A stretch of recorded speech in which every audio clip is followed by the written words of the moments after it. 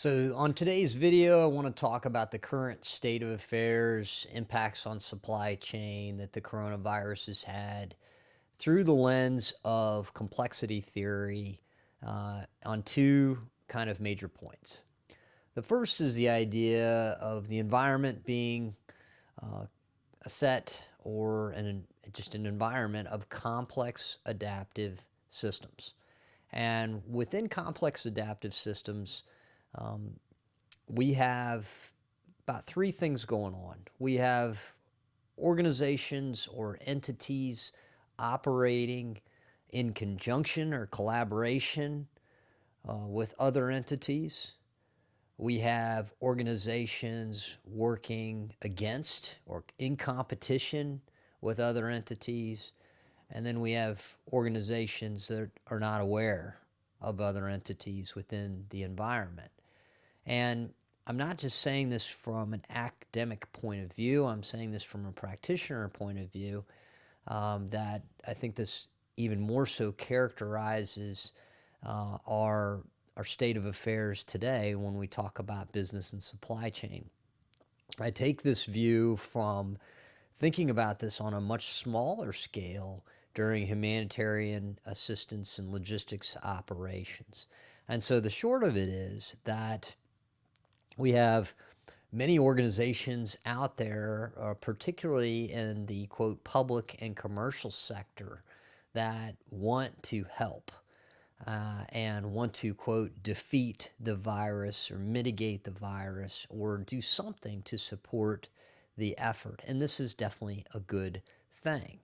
Um, the challenge that I think we all need to recognize is the need for unity of effort. And I say unity of effort, again, reflecting on my experience in these types of emergency crisis situations with all sorts of actors in different, policy and commercial and government. So all these different actors, and being prior military, we love our quote unity of command. But I think it's very obvious to achieve unity of command in such an environment is, I would say, just about impossible. Just about impossible. I hesitate to say impossible because anything's possible, but I think we would have to go to drastic measures, and people would have a hard time with those drastic measures for us to achieve unity of command. So, unity of effort is much more feasible and achievable.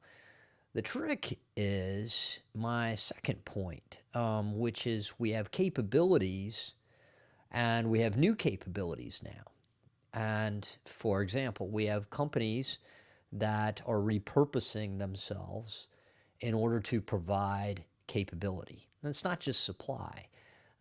We have companies that are manufacturing that didn't used to manufacture medical equipment, and now they're repurposing their labor pools and their capacities towards producing medical equipment, masks, and other things.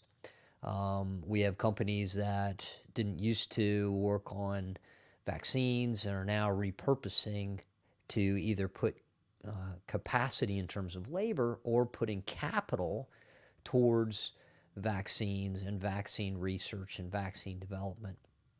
And all this, obviously, is a very good thing. But the trick is the not necessarily the consolidation of these capabilities, but the synchronization of these capabilities with where the requirement is. And this is why unity of effort is so important, or even anything close to unity of effort, because otherwise we have sub-optimization within something that's already suboptimal to begin with. In plain English, we have someone who has capability, but it kind of misses the mark on where it needs to go and what it needs to do. The question is, who sets the priority of where this capability should be synchronized in order to meet what requirement? Off the top of my head, when we think about what is a requirement, I think we could think about where would give us the biggest bang for the buck in terms of where the virus is spreading, and at the same time, what efforts we need to preserve.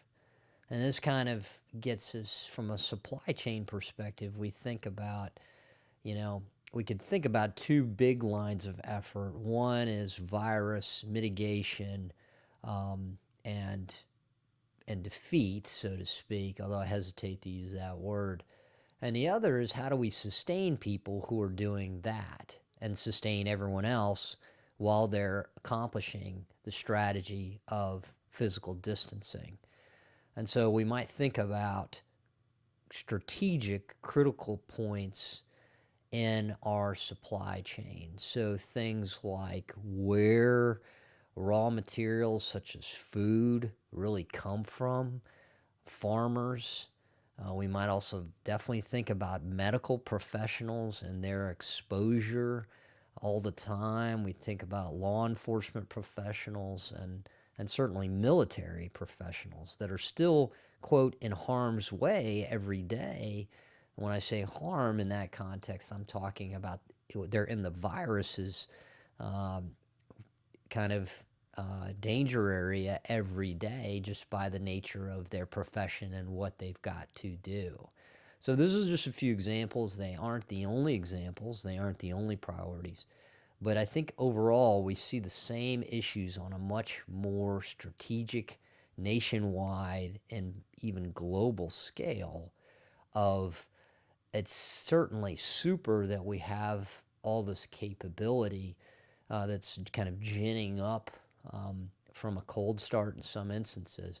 The trick is how do we integrate and potentially synchronize that new capability, those new offerings, to where we would get the biggest bang of the buck, and at the same time, um, protect those capabilities so that we can do that. So um, that probably won't be any one place. It'll probably be a clusters of places. Some of it will just end up being suboptimal. Of course, we don't want any of this to flood the system, but this is the giant problem now, is making sure that capability goes to the right place. Um, Again, if you like this video, you found value in this video, please contribute to the discussion. Contact me if you would like to be on the vlog and have an interview about your particular perspective on this. Of course, it doesn't have to be confined to supply chains, and we're working guest appearances in cybersecurity, healthcare, investments here for the near future. So please join the discussion, and thank you for watching.